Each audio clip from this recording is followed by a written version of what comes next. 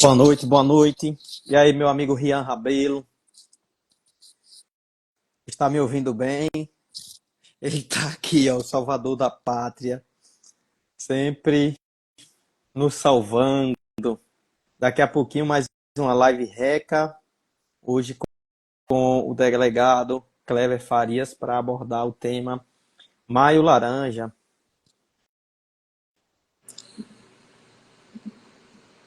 Boa noite, boa noite. Boa noite, Zé Dias. Tudo bem, meu amigo? Estou bem, e o senhor, como é que tá? Tudo jóia. Vamos dar Dois início aí a minutos. esse debate importante aí para todos, né? Isso. 2 minutinhos aqui e iniciamos. Beleza. Rian, o nosso áudio, nossa imagem, tanto a minha quanto do delegado Clever, está bem, está ok. Depois dá um retorno e fixa o nosso comentário aí em cima, né? Pronto, Rian, obrigado, viu? Tudo ok, não é isso? Então, vamos lá, seguir aqui. Pessoal, todo mundo que está entrando aí, boa noite a todos, todas as pessoas que sempre nos acompanham aqui através do canal do Projeto Reca. Hoje, na nossa Reca Live, que é uma iniciativa do Projeto Reca, onde, senhor Clever, todos os meses nós abordamos um tema e adotamos esse formato de trazer um convidado que entende e é autoridade na área para abordar e expandir os nossos horizontes sobre a temática. O Projeto REC é um projeto de Simão Dias, que é mantido pelo Conselho Municipal dos Direitos das Crianças e dos Adolescentes desse município, que fomenta a Associação ADECA, que mantém o projeto RECA vivo e fazendo um grandioso trabalho. Esse ano, estamos superando o número de 1.500 crianças matriculadas em diversas oficinas educativas, que envolve balé, línguas estrangeiras, música, informática, letramento, numeramento, batuque, uma série de oficinas muito importantes. Eu costumo dizer que o Projeto REC é um projeto que está plantando sementes e que futuramente Simão Dias colherá bons frutos. Hoje, estamos aqui com o delegado Clever, atualmente está atuando no município de Riachão do Dantas, mas já teve uma passagem brilhante lá no município de Simão Dias, conversando com o sócio fundador Abraão. Ele passou ótimas referências, né, sobre sua atuação aí no município, e a gente fica muito feliz em tê-lo com a gente. Então, em nome de Abraão, que é um dos sócios fundador, em nome da nossa presidente do conselho, Larissa, em nome de Raimundinho, que é o presidente da DECA, agradecemos grandemente a sua presença e ter aceitado o convite nessa quarta-feira, às 19h30, para estar aqui com a gente. Então, boa noite, Clever. Pode realizar suas considerações iniciais, dar seu boa noite para a nossa galera que está chegando. Boa noite, José Dias. Eu conheço o Projeto RECA, né? Trabalhei em Simão Dias durante 6 anos e tive o prazer de conhecer esse projeto lindo. É inspirador, inclusive eu me inspirei muito, né, nesse trabalho realizado pelo RECA com as crianças mais carentes, no contraturno escolar, preenchendo, né, o dia a dia das crianças, dando bons exemplos, boas referências, né, essas capacitações através das oficinas, o reforço escolar. Então, uma série de ações que o RECA desenvolve que nos deixou bastante orgulhosos de ver um projeto tão bonito funcionar e crescer a cada dia. Então, é motivo de grande alegria participar hoje também dessa live, de um projeto que eu conheço pessoalmente e sei da responsabilidade de todos que aí trabalham. Então, o nosso tema hoje também é bastante interessante, para que a gente possa proteger nossas crianças, que é o alvo do projeto RECA, né? As crianças e adolescentes. Então, o Maio Laranja é um mês de conscientização que visa combater os abusos sexuais em detrimento de crianças e adolescentes. Então, a gente percebe que na delegacia, em Simão Dias, quando eu trabalhei, e também em Riachão do Dantas, muitos casos que chegam referentes a abuso sexual, principalmente no crime de estupro de vulnerável, que é quando existe um abuso sexual em detrimento de criança e adolescente menor de 14 anos. Né? Até tivemos um caso de grande repercussão que mesmo quando a criança ou adolescente menor de 14 aceite a relação sexual, essa aceitação é não considerada válida pela justiça. A justiça não considera válida. Então, o crime ainda assim permanece. Então, os pais precisam ter consciência disso para também orientar os filhos a não manterem relação sexual antes dos 14, porque, inclusive, configura crime e pode acarretar penas altas, porque o crime de estupro vulnerável ele prevê uma pena de 8 a 15 anos de prisão. Então, o autor ele pode ficar um bom tempo preso na cadeia. E algumas curiosidades, é bom que a gente esclareça com relação a esse crime, porque tanto o homem quanto a mulher pode ser autor ou vítima. A lei não faz distinção. O mais comum é que o homem seja o abusador e a criança, o menino ou a menina, seja o abusado. Mas nada impede de uma mulher também responder pelo crime, certo? É uma questão que gera dúvida e muitos questionamentos também. Então, a gente, com essa live, a gente visa justamente debater e conscientizar as pessoas a denunciarem quando ocorrer um caso como esse, porque muitas vezes a família procura omitir o caso, abafar, achando que isso está protegendo a vítima. E muitas vezes isso aí até piora. Né? Eu acho que na psicologia, é um trabalho até para você conseguir retirar traumas do passado que foram escondidos e omitidos. Então, eu queria até que você falasse um pouco dessa questão também, quando a família procura esconder um problema que existe em vez de enfrentá-lo. O que é que pode gerar na criança e no adolescente nesses casos? Perfeito. Até sobre essa temática, sobre a questão dos dados e até o número de denúncias, no Brasil, em 2022, foi percebido que, diante de alguns estudos, que apenas 10% dos casos chegavam a ser denunciados nos órgãos competentes. E isso nos chama muita atenção justamente na questão desse discurso principalmente quando a gente olha para as estatísticas e observa que mais de 60, 70% dos abusadores e dos abusos ocorrem dentro de casa, dentro do seio familiar. Isso. A gente observa o receio da família de não levar essa denúncia aos órgãos competentes, por ser uma pessoa próxima ou por ser até mesmo um parente ou familiar, como na maioria dos casos. Isso faz com que a vítima não tenha o tratamento, o acompanhamento ou a atenção devida diante da situação, podendo gerar diversas questões de ordem de saúde mental. Ou seja, essas pessoas que passaram por essa situação têm aumentado a chance de desenvolver ansiedade, depressão, aumenta o risco de comportamentos suicidas, além de dificuldades interpessoais ou de relacionamentos interpessoais, relacionamento com outras pessoas, principalmente com pessoas do sexo que foi a referência de abuso naquela determinada situação. Então, esse momento aqui, delegado, e a gente fica muito feliz ter uma pessoa assim como o senhor, justamente por isso, em demonstrar à sociedade que há necessidade de falarmos sobre isso e a necessidade de que esses casos cheguem onde precisam chegar para que tanto haja penalidade quanto haja o cuidado e a atenção que é devida para com as vítimas, que é o nosso objetivo.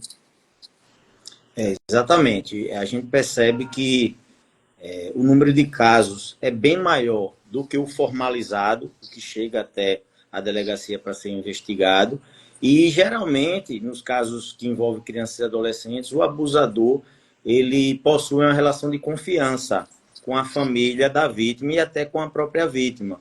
Ou é um vizinho, ou é um padrasto, tem muitos casos envolvendo padrastos, é um parente, certo? Então, todos esses fatores que envolvem o ambiente familiar prejudica, né, dificulta a denúncia. Acaba que eles se resolvem ali, acha que é melhor não revelar, desconfia de ser uma invenção da criança, e muitas vezes a criança ela não verbaliza, mas ela demonstra que está sofrendo abuso através de comportamentos, de sinais, que aí a família tem que estar atenta e aí reforça essa versão da criança. Né? A gente não leva em consideração só o depoimento da criança, a gente pega todo um contexto, a gente vai ver que na escola houve uma queda de rendimento escolar, né? E é importante o envolvimento da escola nessa temática, porque já chegou denúncia na delegacia através da escola, do psicopedagogo. Então, ele teve acesso a essa informação através do trabalho da psicologia e nos trouxe, né, a notícia, e aí a gente apurou, mesmo sem iniciativa da família.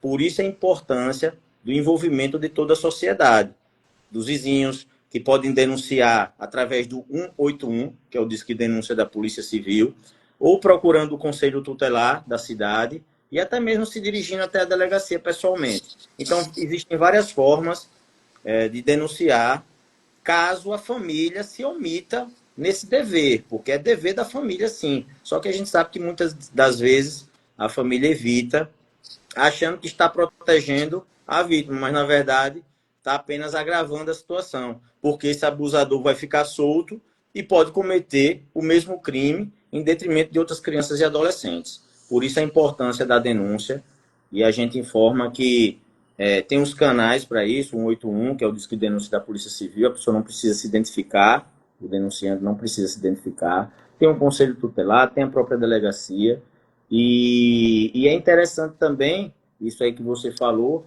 que além de punir possivelmente o abusador, a vítima é colocada na rede de apoio do município. Né? Tem o CREAS, que vai fazer esse trabalho, enfim, dentre outros, o CAPS, né? Na necessidade de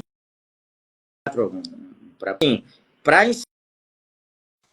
ser inserido nessa rede de apoio, precisa sim ser oficializado, ser formalizada a denúncia para que o procedimento policial, como o que trata da saúde da vítima.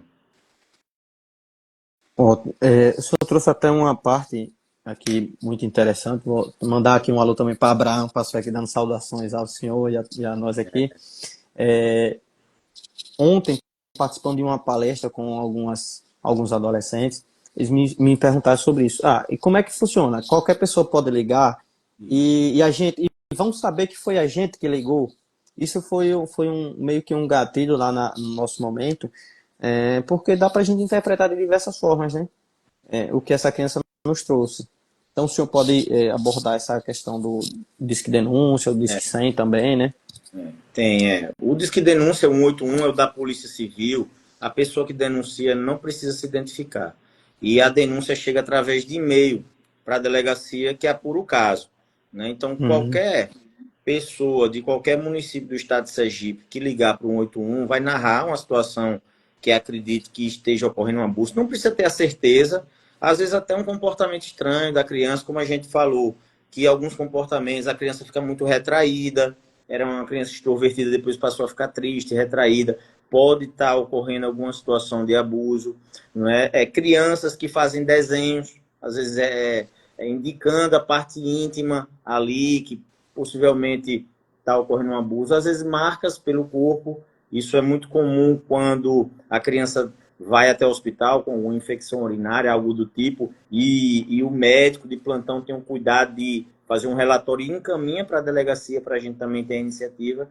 Então, assim, as pessoas têm que estar atentos de toda a sociedade, vizinhos, os profissionais da área da saúde, né, das escolas, atentos a esses comportamentos para denunciar, ou formalmente, mediante encaminhamentos por ofício, que é através de órgãos oficiais, né, da saúde, conselho tutelar, ou o 181 também é válido para um vizinho que, por exemplo, perceba alguma situação ou veja, né, enfim, alguma situação estranha, pode denunciar, indicar o nome das pessoas, o endereço, o local, que a polícia vai receber essa denúncia e vai dar início à apuração sem envolver o denunciante, né? Porque o 181 é um disque de denúncia anônimo, então garante o sigilo da fonte da informação. Isso é perfeito. A nível de complementação, Alguns dos outros sinais que são possíveis ser observados nas crianças algumas crianças que passam por esse tipo de violência, elas começam a apresentar interesse exacerbado Isso. por questões Ah, sexuais, pelos órgãos sexuais dela própria, de outras pessoas, medo ou receio de ter contato com algumas figuras, por exemplo, em caso de meninas que foram abusadas, ter medo de ficar sozinho com pessoas do sexo masculino, ou mesmo com medo de uma certa pessoa que pode ser sugestivamente, né, um abusador, a alteração de comportamento, o baixo rendimento ou a redução do rendimento escolar, são sinais que as famílias precisam ficar, infelizmente, atentas para tomar as medidas cabíveis o quanto antes, caso esses sinais sejam apresentados. tem outro sinal bastante interessante, José Dias, que eu queria até que você explanasse um pouco, que é bem comum envolvendo adolescentes, que é a automutilação, aqueles cortes.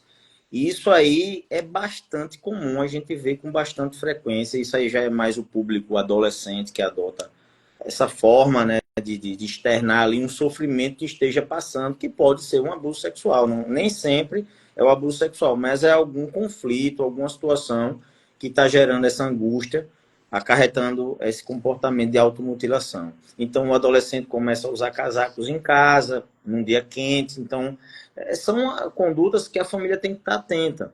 A família é o primeiro seio, né? O primeiro enfrentamento é a família. Quando a família falha, aí vem a sociedade, vizinhos e depois os órgãos públicos. Então, assim, a gente precisa que a família fique atenta também com esses comportamentos. E aí, sobre essa questão da automutilação, é interessante você esclarecer sobre o ponto de vista psicológico, do sofrimento que esse adolescente deve estar enfrentando para chegar a se cortar, não é? Isso. E a automutilação é um comportamento autolesivo, onde a pessoa infringe lesões em si própria, com o objetivo, em muitos dos casos, de suprimir uma dor que é do sofrimento psicológico, de ordem mental. Muitas das vezes, isso, quando falamos sobre abuso sexual, isso se justifica no fato de que, como a maioria dos abusadores são de pessoas próximas, e que essas pessoas geralmente detêm uma confiança ou uma autoridade dentro daquela família, faz com que haja a manipulação e a violência psicológica também, ou com ameaças de alguma forma, ou descaracterizando o discurso da vítima. Então, diante disso, algumas vítimas não conseguem externar para terceiros e aí acabam se manifestando essa dor, esse sofrimento psicológico através dos comportamentos autolesivos do tipo automutilação. E, geralmente o que mais acontece são os cortes nos punhos. E aí uma forma de camuflar é como o senhor utilizou.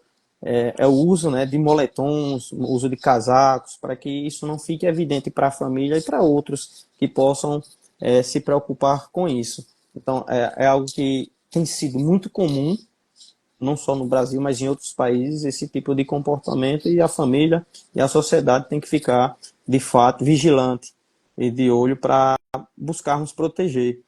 Interessante que o tema da campanha Maio Laranja esse ano, eu até anotei aqui, é justamente nesse sentido. Todo dia é dia de proteger crianças e adolescentes da violência sexual.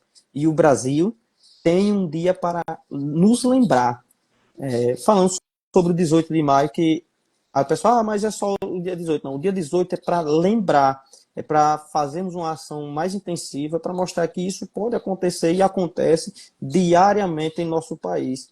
E nosso dever é tentar proteger. E aqui, o momento que o senhor está aqui é justamente fazendo uma parte crucial. Quando a gente fala, quando a gente conversa, quando a gente debate e passa informação sobre isso, a gente está trabalhando prevenção. A gente está trabalhando o cuidado e a proteção, que é previsto no Exatamente. Estatuto da Criança e do Adolescente, previsto na nossa Constituição. E aqui a gente está, enquanto profissionais, enquanto sociedade, cumprindo um dever que é nosso. é melhor prevenir do que remediar. Isso aí é um ditado popular que ele é bem verdadeiro e aplicado ao caso. E assim, outra coisa que gera dúvida também com relação a abusos sexuais é que as pessoas acham que estupro só se caracteriza quando há introdução do órgão genital masculino no feminino. Se não houve introdução, acha que não é nada ou que não é estupro. E qualquer ato libidinoso, ato que tem uma finalidade de satisfazer a sexualidade do agressor, é considerado, pode ser considerado uma situação de estupro. Por exemplo, passar a mão no órgão genital, né, da vítima, introduzir dedos. Então, tudo isso é considerado estupro. Às vezes sai uma notícia na mídia que a gente até evita divulgar casos, divulgar nome. É um dever nosso não divulgar nome de vítima, nem do autor, para não identificar a vítima, para não gerar uma revitimização. Revitimização. A gente tem esse cuidado, não divulga nomes, ou não deve divulgar, né? Às vezes pode ter alguma falha aí de comunicação, mas a orientação é que a gente não divulgue nome nem de vítima, nem do autor, para que a pessoa não seja identificada, a vítima, protegendo a vítima. Então, além da introdução, tem outras condutas, passar a mão, introduzir dedo, que podem configurar o crime de estupro de vulnerável. E outra coisa também é que não precisa a denúncia ser feita imediatamente, né? Melhor que seja. Ela sendo imediata pode gerar prisão em flagrante do agressor. Mas a gente vê casos, inclusive recentemente eu tive um caso em Riachão do Dantas, que aproximadamente 6 anos depois do abuso, nós apuramos e o autor do abuso foi indiciado pelo crime de estupro vulnerável. A criança, na época, não denunciou, a mãe não procurou as autoridades competentes. Essa criança cresceu com esse trauma, já adolescente, ainda sentia essa dor do abuso ocorrido no passado, há aproximadamente 6 anos. E aí um policial militar ouviu essa história e nos noticiou informalmente na delegacia, dizendo, olha, tem uma menina que relatou que foi vítima de abuso há um tempão atrás, mas que nunca procurou a justiça. Nós fomos atrás dessa jovem, ela confirmou a situação, nós apuramos o caso e o agressor foi indiciado e agora está foragido. Então você veja que esses casos, eles podem ser apurados mesmo depois de 19 anos. Né? Então, assim, dá um exemplo, a criança foi abusada com 5 anos de idade, com 24 anos ainda pode procurar a polícia para denunciar o fato.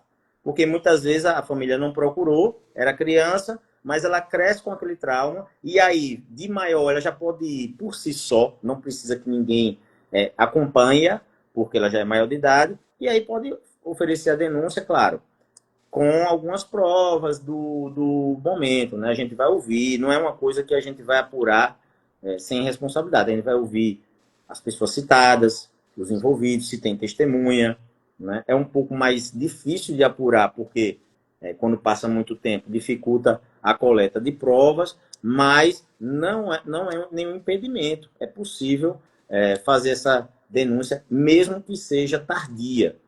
O ideal é fazer imediatamente, mas por diversas questões que a gente vem debatendo aqui, a família às vezes não procura, tem medo do agressor, ele ameaça, enfim.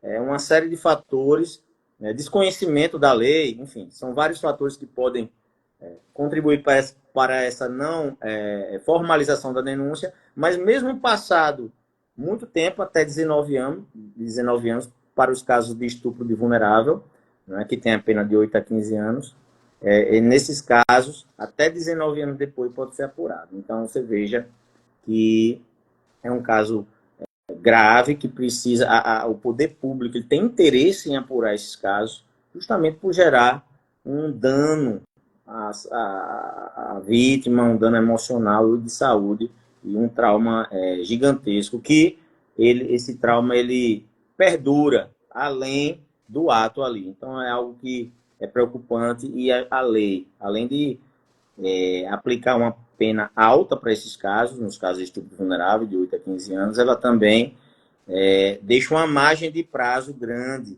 que é o prazo prescricional, que a gente chama, né? Para que a vítima possa denunciar e o poder público possa atuar no caso. É, já tocando nesse assunto também, há uma distinção, né, isso entre o abuso e a exploração sexual. Isso. É algo que surge muito também quando a gente está em alguns eventos. O pessoal, Uhum. porque abuso e exploração não é a mesma coisa, mas há uma certa diferença. É. O abuso sexual, ele é genérico. O abuso, ele abrange, inclusive a própria exploração. Exploração, importunação sexual é um abuso sexual. O abuso sexual é um tema abrangente, genérico. Estupro é um abuso sexual, não é? Mas a exploração, já existe um crime específico, que a exploração sexual é quando tem um cunho financeiro. Além do abuso sexual, do estupro, por exemplo, tem a questão do interesse financeiro. A exploração sexual tem essa finalidade financeira. Alguém tirando alguma vantagem econômica ou um benefício pessoal em razão daquele abuso. Então, é só uma questão de nomenclatura de crimes, né? De nomenclatura de Entendi. crimes que diferencia. Mas são formas que geram, né, danos e também que afetam a questão da sexualidade, ambos.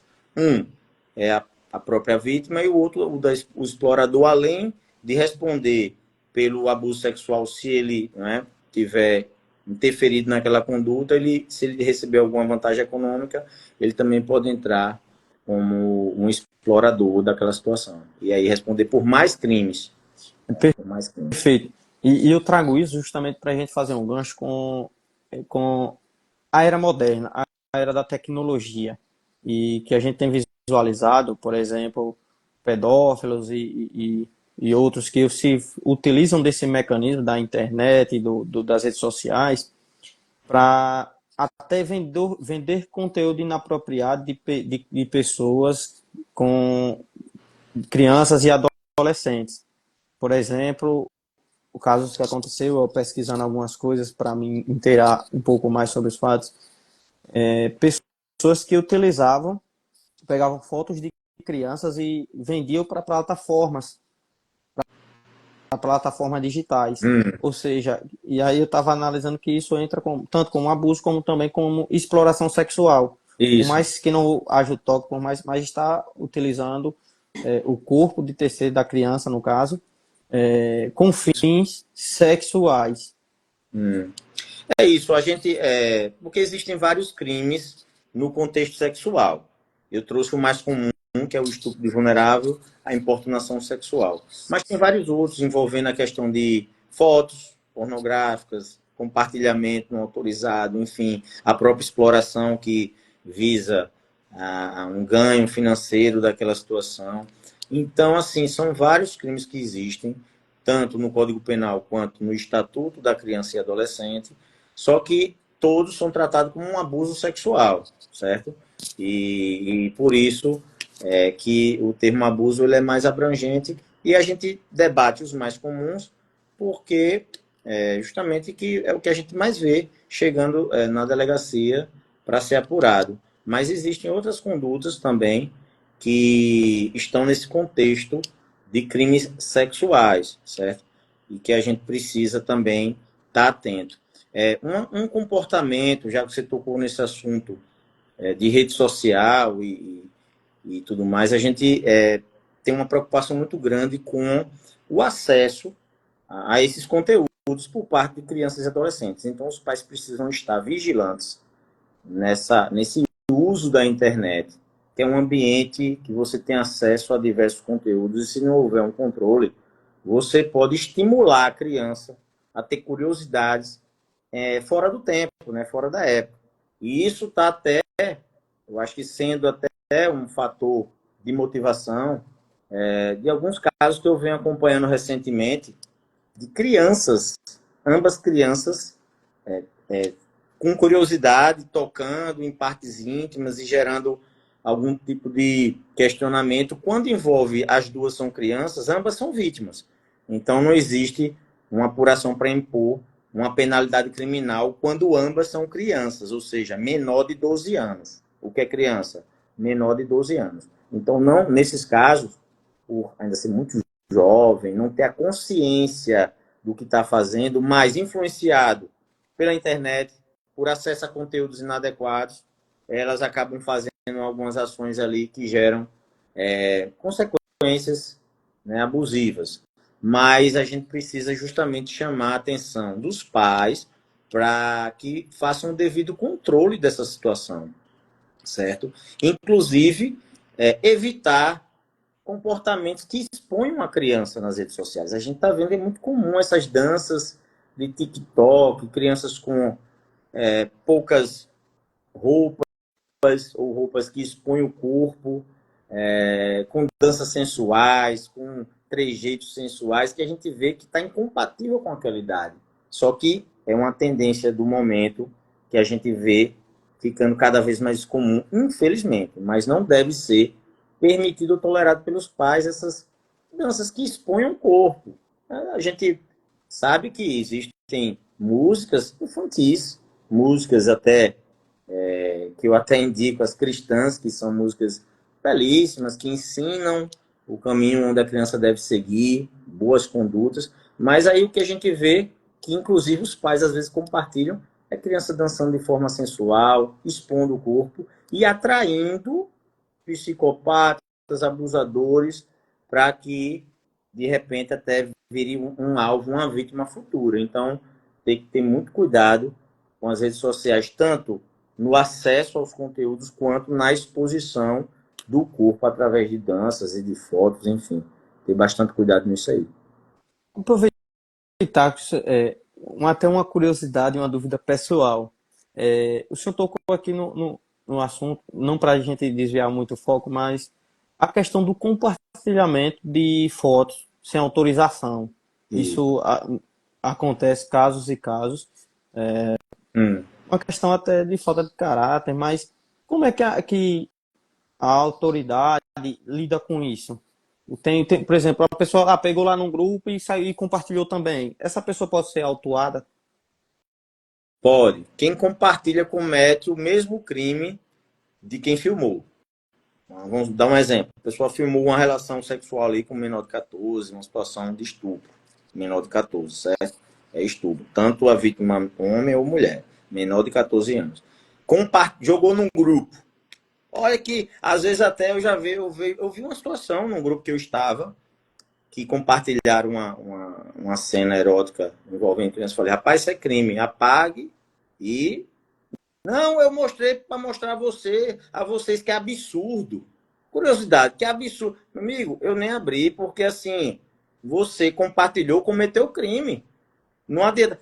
Se essa imagem, você às vezes recebeu, não tinha como saber como era, quando você viu, apaga. A obrigação é se apagar. Ou compartilhar com a autoridade competente para apurar o caso.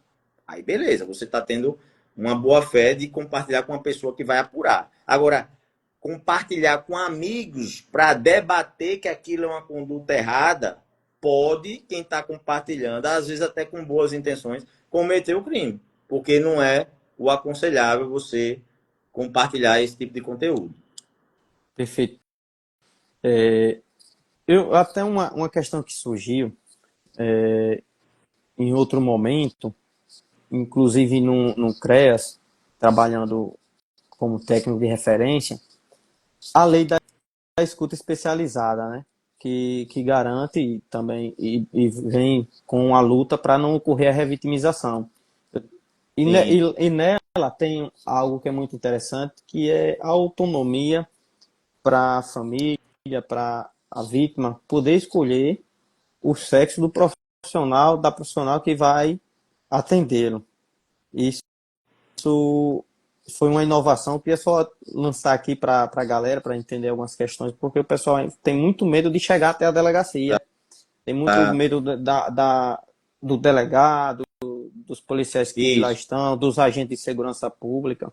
Isso. E trazer aqui também, o senhor está aqui, nos aproxima ainda mais da sociedade e traz, quebra esse gelo que porventura existe, né? Então, trazer esse adentro é justamente nesse sentido de que as autoridades de segurança pública estão disponíveis para proteger a sociedade, não para coagir aquele que vai, porventura, precisar de sua ajuda ou de seus serviços.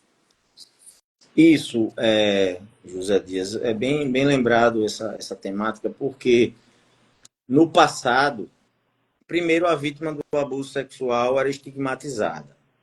Nós vivemos numa sociedade que ela está em constante evolução, uma sociedade patriarcal, né, que tinha sempre, muitas vezes colocava a culpa na mulher. A mulher vítima do abuso e recebia a culpa porque se insinuou, porque estava com um vestido curto, porque por isso, por aquilo. Então, tudo isso aí caiu por terra. A polícia ela foi evoluindo de acordo com a evolução da sociedade. Hoje nós temos um outro olhar para esse tipo de crime, um olhar mais acolhedor da vítima, que na maioria das vezes é a mulher, certo? E a gente, inclusive, eu tive a iniciativa aí de Simão Dias criar a Sala Lilás, que é um ambiente exclusivo para atendimento de mulheres, onde tinha, na época, né, uma servidora do sexo feminino para atender as mulheres, para que a mulher ficasse mais à vontade. Inclusive, eu montei um espaço kids, um espaço de entretenimento para as crianças, que muitas das vezes a mãe vai acompanhada de crianças, porque não tem com quem deixar, ou a criança é a própria vítima. Então, para criar um ambiente acolhedor, que deixe a vítima à vontade, inclusive para se abrir com os policiais, a gente pelo menos na minha gestão, por onde eu passo, eu procuro criar esse ambiente. Infelizmente, ainda não há uma política de segurança pública em todas as unidades, depende do gestor. Então, eu tenho essa consciência, eu criei a Sala Lilás em Simão Dias, criei em Boquim, que de Simão Dias eu fui trabalhar em Boquim, e agora em Riachão também nós temos a Sala Lilás lá, com 2 policiais do sexo feminino, que atendem as mulheres. Então, assim, o ambiente agora é totalmente outro, a visão da polícia é outra e a capacitação também dos profissionais. A legislação também mudou, dando mais uma punição mais severa para os abusadores. Então, assim, é todo um contexto que favorece a atuação da vítima nesses casos. Inclusive, o depoimento da vítima ele tem um peso maior nos casos que envolvem abuso sexual, estupro, por exemplo. Por quê?